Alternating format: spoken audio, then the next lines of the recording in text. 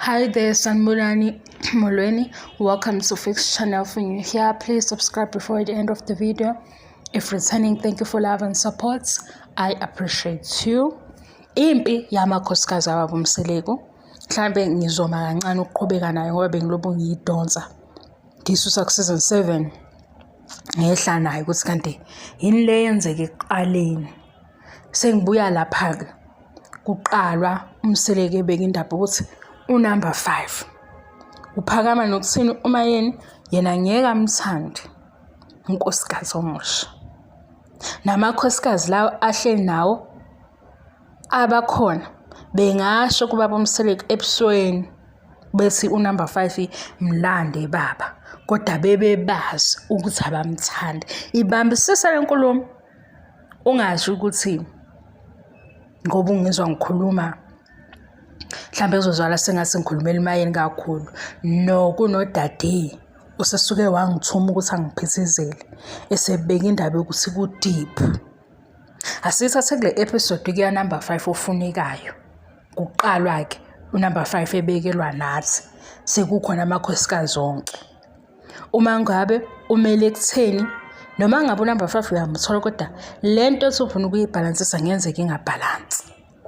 uMayeni uma nokuthi kwamakhosikazi lawo athi ayamfuna unumber 5 ebusweni kababa uMseleku kodwa wamfuna ake sithi personally ke lento uyazi ngaye ukuthi unkosikazi ngasho ukuthi ngiyakusupport kodwa ebe azi ukuthi akasidingi isiphithiphithi kunamazwi ke esengiwabamba kuMakhumalo kule episode ukuthi unumber 5 kungcono mayekhethwa yibo bem-assess kube ne-assessment ngoba uzohlala nabo yes uthi uMayeni kumacele sicela uthule kancane macele ngoba unesiphathi yakho yileli igceke esihleli kulo thina sobathathu unumber 5 uze kithi ekufanele ukuthi sihleke nabo ithatheke lento uyifake kuMayeni kuMakhumalo uMangwabe naye iWhatsApp group ukuzuyise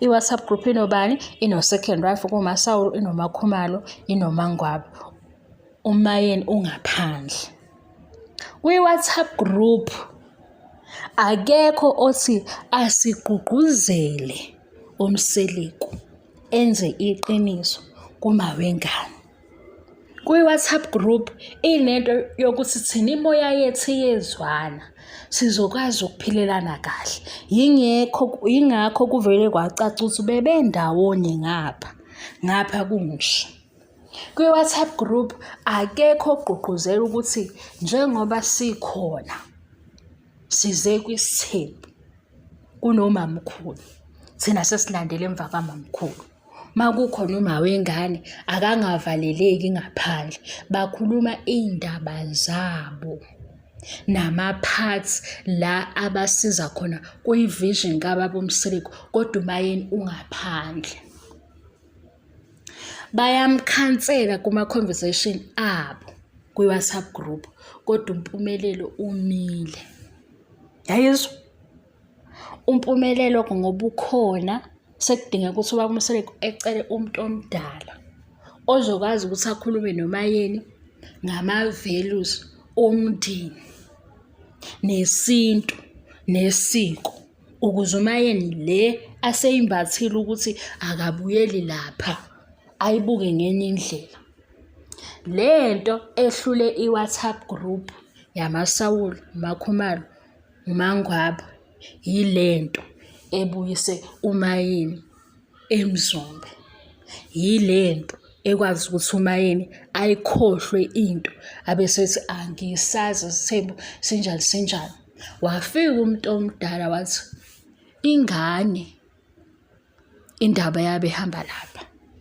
isintu sihamba lapha amasiko ahamba lapha uzoba nephutha mawenza kanje ilana kuMayeni ke eminyakeni yakhe understand isithembu lesangene kuso ilapha ke iWhatsApp group engakwazi ukuthi ilwa ithini nalona ongenayo umoya ofanayo nowabo ngoba inkulumo ithini besizwana thina kodwa khona oyedwa ngaphandle.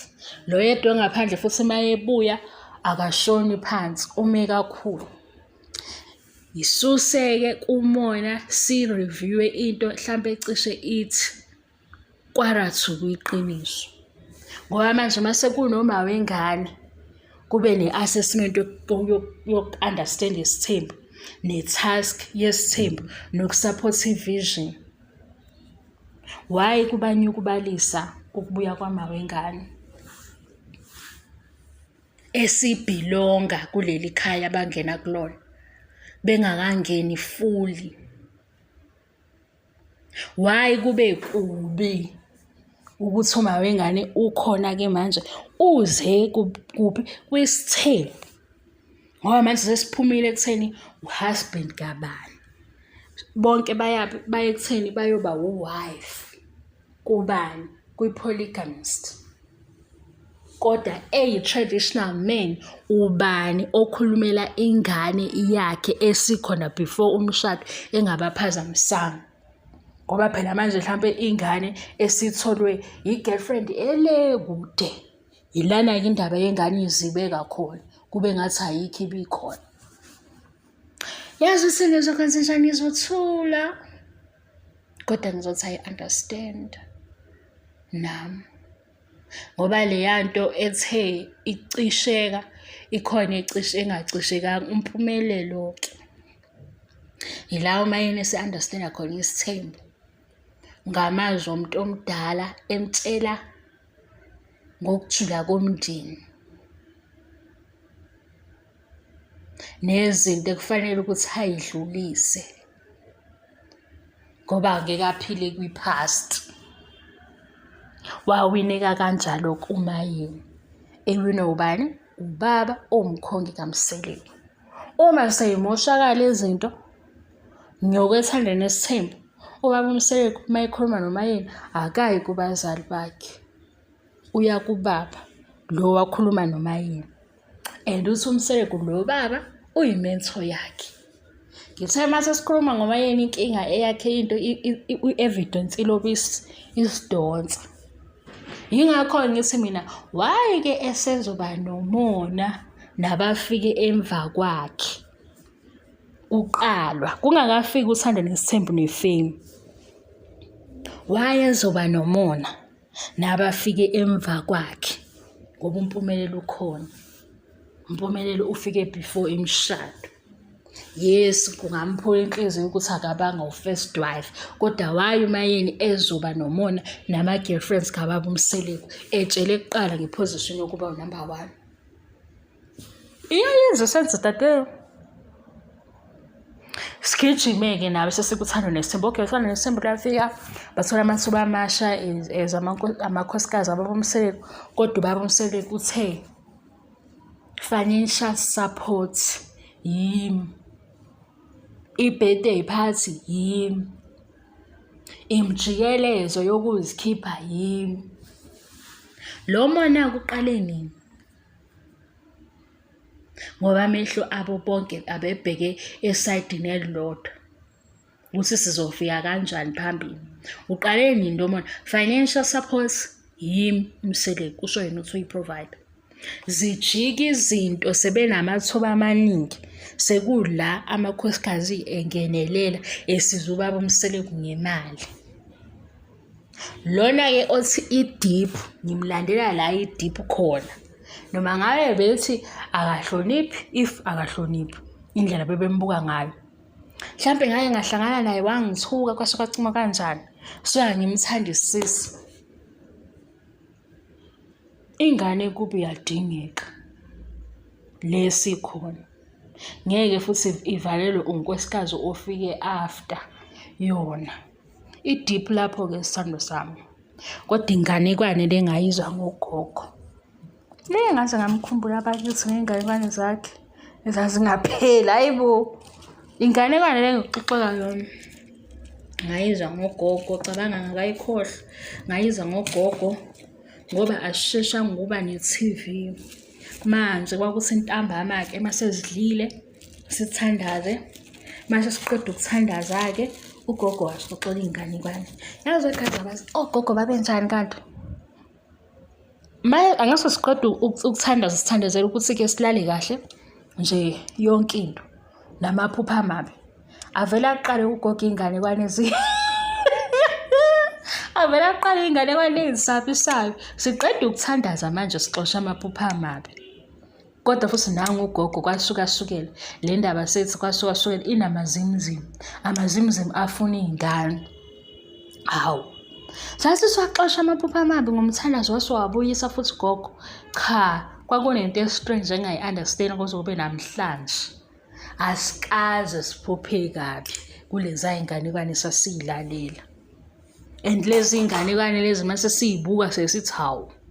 Hey. Ngeke ngayizwa lento ixoxa ugogo. Kanti inganekwane impilo yona. Kodwa izwakala sanganekwane ngoba sikuyo namanje.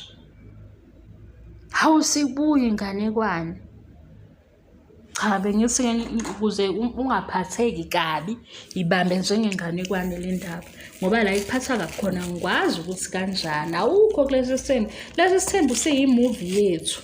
Siyincwadi yethu. Thina si-enjoy ukujula kwencwadi nobumovie bayo. Nakho-ke wena unumber 5 unumber 6 inkinga-ke uhlangene nami ngesikhathi engigoka ngaso. Manje nje ngiyaxakeka ukuthi wena ugowiswa ukuthi amakhosikazi ahlele lapha ashada ngoba bamkhelithile. Ahlukumeza wena uyihlelela ekhaya lakho ngokuthi khona ohleba nabo ohleba ngabo. Kanti kazi indaba nina senifuna ukuphila inganekwane. Ningakayiphili inganekwane. Maye khona ufuna uqala YouTube channel. Lokhu kusami kuyashesha. Kodwa maye khona enye into onayo ehlukile zama leyo-ke. Hawu, sithandwa zami. Ngoba sihlangana kanjena nje sikhuluma ngothando nesithembu ngiyazi ukuthi ingoba siyayibuka nani le TV show. Manje ufisa ukuthi kube khona imali yana oncane oyibambayo ngayo le TV show. Ngoba phela ukhokhela u-DStv. And u-DStv awusilaleli. U-DStv usikhokhisa imali eshisiwe sikhokhela amashow afanayo. Imjolo. Cela uze la uzokwenza imali ye-DStv le oyikhokhelayo. Uze la uzokwenza imali yaka-Showmax. Lo Showmax obuya ngama-TV show. Uze lana ngesikhathi sakho. Sengiyanixosha-ke manje ama-subscribers ami. Indaba yami nani ukuthi ngiba nalo muzwa ukuthi awukwazi ucasukele mina ngosenqoqa nge-TV show esiyibukayo. Mhlawumbe udinela uMzansi Magic.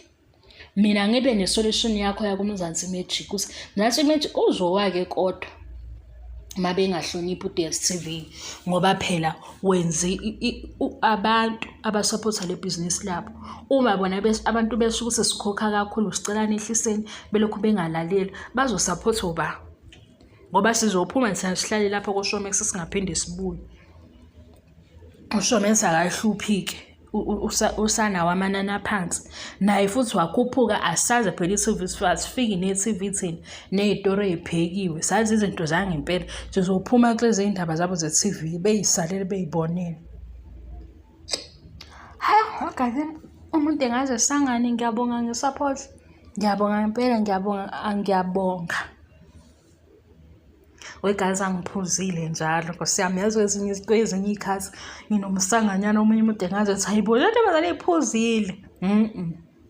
Khohlwa nje ngiyasho. Mase unokucasuka ukuthi ngikhuluma ngobaba Mseleku bakuthando nesithembu kuMzansi Magic. Unempi noMzansi Magic.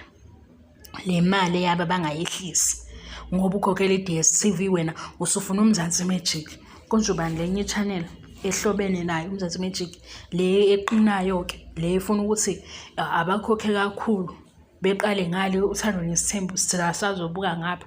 Ubani konje engikhohliwe. Unempi ke wena nama channels lawo wakhokhela u-DStv. Mina ngathi ngeke ngoba ngeke ngabona eminyakeni edlulile waphela unyaka ngoba uphithiphithi bempilo waphela unyaka i-TV ngingayazi. Ngempela kwakunqaba ukuthi ngazi i-TV kulo yanyaka. Hayibo nami ngisale ngingazi ngihlele nje ngiyisidumdumu makuthiwa hayibo injalo kulaba oyajola nani uyajola nani isithola lapha isikhathi sokuba oyajola nani sengijaja-ke kanti yimi onezinto ezenza singabuki oyajola nani ubuyaphithizela nje ngibamba lokhu ngeke lokhu sengiba nethuba i-hour bengizwe sengiseni i-hour lelo engilithola noMzansi Magic ngikhokhele malini ku-DStv i-hour yazi ngivele usangiqaye phansi ngimemezelana-ke kulama-reviews engiwenzayo ngoba ngichazela ukuthi i-TV ngibe ne-hour qhwaba noma amabili ama-hour ngibuka i-TV kodwa ihambile leya mali. Uma ngihleli lapha ngibuka i-TV umqondo wami uthini? Bakwenze kanjani lokho esikubuka lapha ku-TV ake sixoxe ngakho-ke ngoba leli hour leli akukwazi ukuthi ilona lo DStv ongidla ngalo inhlobo impi yami-ke ngiba ne-solution yento engathi cha ngeke ngempela i-TV sizoyikhokhela imali engaka sikhokhela i-TV singakhokheli futhi nokuthi i-TV esiyibukayo ngoba ngisho ney'ndaba ziyakudlula ngesinye isikhathi thina kade siphila kwinganekwane yesikhathi uke kwenzeke nendaba ungayibuka uthole ukuthi uyibamba khona la kule platform. Ngabona ukuthi le platform iyaphithizela angize ngizophithizela nalokhu mase ngihleli lapha ngibuka Uthando Nesthembu sengesikhodo ngomseleku ubuye baqhathena lamakhosikazi angizongitshela ngapha sixoxeni kube mnandi kodwa anginanhloso yokukubhora. Inhloso yokukubhora ukuthi mhlawumbe ungayithandi into engiyenzayo uyiqhube ngenkani. Anginayo futhi inhloso yokukubhora mawukuthi ufuna izinto ezifundisayo uyithole usulo uthi le ntombazane ihlekani ngoba phela ngesikhathi ufuna into educational uvela i-click video ozothi usalalela uzokuqhepha ukuthi intombazane ihleke izokucasula leyo nto. Kodwa ukuthi uthanda indaba mfethu hawu cha nawe usudlala ngami uthanda indaba ngoba wegazi ngitshela kuleya video le eduma phezulu kuthiwa ngithiwa Mseleku uthwele kuyona ngilalelile futhi okwestream akukho la ngisekhona Mseleku uthwele bengikhuluma ngobuhlakani kodwa ngoba umoya wey'ndaba uthe 100% full bafika nje kuleya video beyibamba u2 minutes mase bethi noma engathwala nawe uhamba ufuna lento hamba hawu Nkosi yami uba sasifuna impilo elula ngabe nathi sayizama lezo zinto asifuna impilo elula la ngoba lapha emhlabeni sizobhala ama-chapter ethu ngendlela engafani. Ungizweke ngithi-ke hawu wamchaza kahle ku-Thanks Ma usugijima uyangimeja wena uyangikala ngezandla uthini kimi gijima uyothatha lento ngoba kuphilwa kahle. Hawu ngithatha lento ihlale phi leyo nto mangiyithatha ihlale phi leyo nto mangiyithatha mina izohlala phi masihlele leyo nto ifuna bani hayi boba kwethu fundani umhlaba sithandwa zami ngawo futhi lo platform nibone ukuthi amathuba wona noma sincishiwe ngendlela yokuthi asinawo connection kodwa zikhona ezinye indlela zokuthi nathi sisondele kulamathuba anemali asiphuma emndeni kuyena nominister kodwa kukhona ukuthi nathi siyasondela ngoba bakhona bangayifihli i-information efuna ukukusiza mawufuna ukushintsha impilo yakho.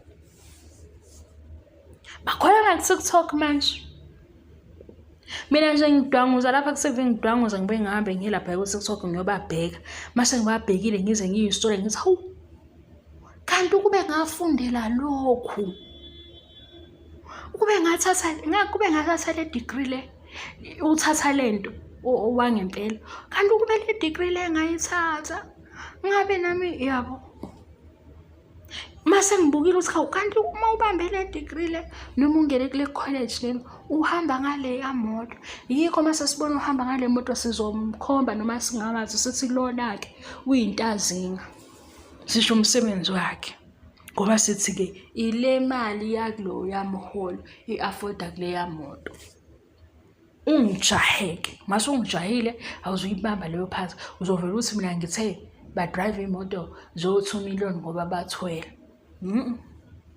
Leyo yokuthwala eyokubiza thina ithandaze ethi sithanda iy'ndaba. Ngoba nami ngike ngiphose kwenye ividiyo ngithi hayi bo, ngempela Nkosi yami yini le ebonakalayo? Ngiyilalele ividiyo ngiyilalele ngithi hawu, ayikho into ebonakalayo ukuthi uthwele. Hawu, waphe ngicabanga ukuthi futhi uma wenza into ejule kanje kufanele kube yimfihlo nabantu nje bekukhombe bengakwazi, bengazi ukuthi uhlobo luni lwempilo onayo.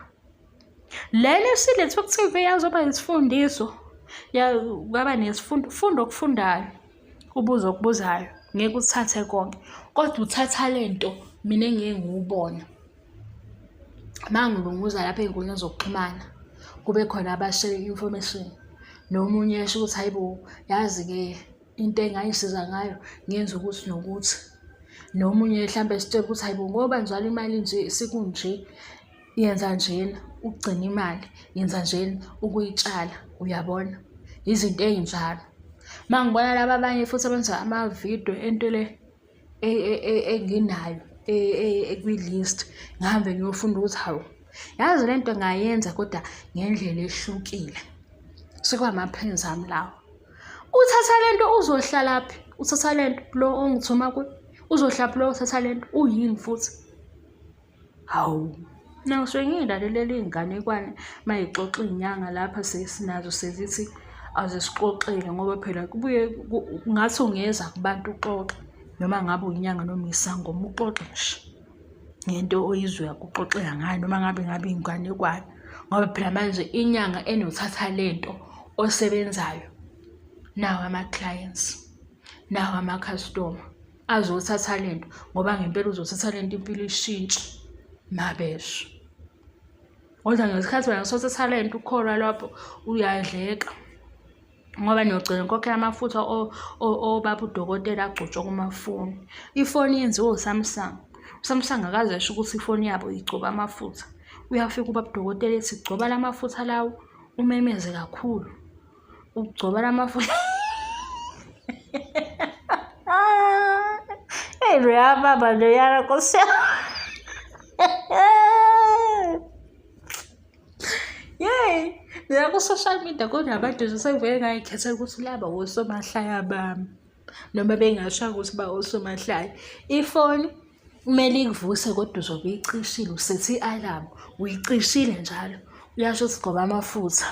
Yothi mina hawu, akazilalelanga kade ekhuluma ubusedidekile. Uma phela ifoni uzoyigcoba amafutha iphinde uyisethe i-alarm kusho ukuthi awuyicishe-ke ukuze izokhala ngaleso sikhathi. Uyibhekiselani futhi phansi ngoba phela ngizokhuluma nayo ifoni ibiza imali yakho ukuthi imali ayingene. Amafutha lawa asefonini, amafutha asho ukuthi uma engena lapha efonini imali ayidonsa kuphi kuma-accounts ethu ayongena Nkosi yami, cela ingangishayi. Bye. Angisazi ukuthi ividiyo ngiqale kuphi.